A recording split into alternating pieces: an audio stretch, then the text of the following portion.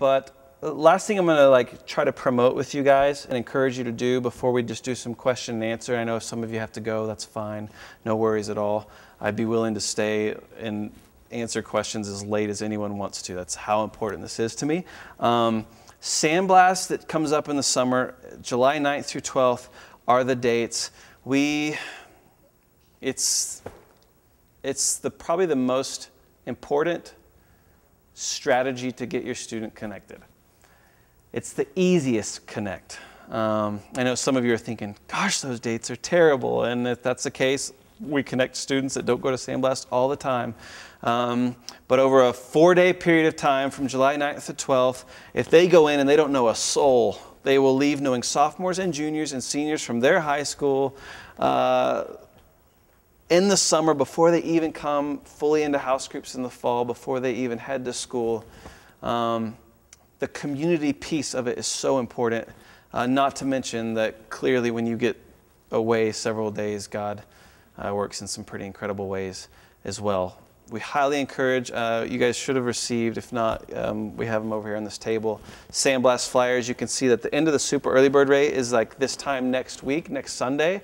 So I think you can save some money if you sign up sooner than later. I think the next 100 people that sign up, there's like get a free super early bird shirt, which myself and Jen, who's our house group leader of Dundee Crown, are wearing. Yeah, Sandblast.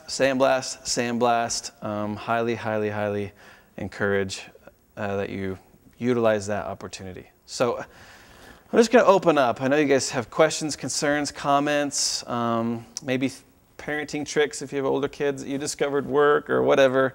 And so we'll just kind of open up the floor. Any questions?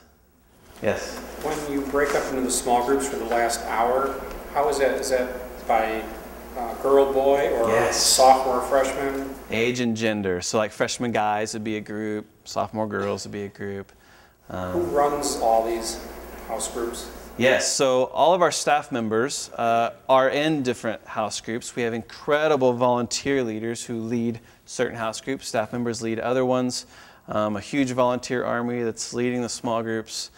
And yeah, so for instance, where's your student? You said was heading to Elgin. Chris Turner's the house group leader. Jen actually coaches him personally, and yeah. The way that our community life structure is set up is we have 4 community life team members. They're all regional area leaders. So in addition to leading a house group personally, they'll coach 1 to 2 other house group leaders. So they're really intentional investment in the volunteer leaders that lead that house group. Yeah.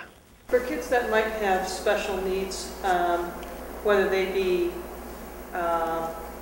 physical needs or other, neurological things, autism, whatever, do they have an opportunity before the house groups get started? Because the house groups don't happen during the summer, correct? Correct. House groups don't happen during the summer. So before they start up in the fall, will there be an opportunity to meet with the small group leaders assigned to that to help with transitioning and things like that?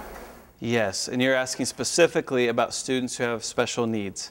Absolutely, both with the area leader and the small group leader. And obviously with special needs, each case is so unique and individual, and so we handle each one not like with a systematized process, but we really do handle it with care and individually, and obviously take into consideration how much expertise we have or don't have in whatever the particular area is. And luckily for us, our church has tremendous resources that are able to help us learn what are the unique needs of this student and how do we walk alongside of them.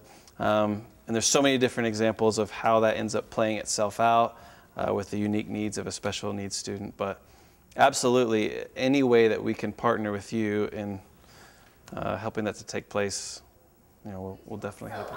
We started a program this year where we try to recruit like a one-on-one person if they need that, so they can either join the student to small group and just make sure they're taken care of and either not disrupting the other students or that they're actually understanding what's going on. Some students can't actually go to small group because functionally they can't do it, so they just either spend time with the one-on-one person or their parents come pick them up before small group. So it kind of depends on the person. But this year we have tried to really be intentional with having like a one-on-one if they need that. So, yep. So it would be good if that's your case or any of your cases, just let us know. Call us, soon or over the summer, just so we can prepare and recruit someone, or if you have someone in mind, so we can definitely take care of your student as well as we can. Yeah, never hesitate to call or think that we're in the business of helping your student to connect for their spiritual, that's what we're about. So never hesitate to call us, to say, here's what's going on, or here's a vantage point that I see, or hey, anything. That's what your tithe dollars go to pay us to do, first of all, and that's our passion. So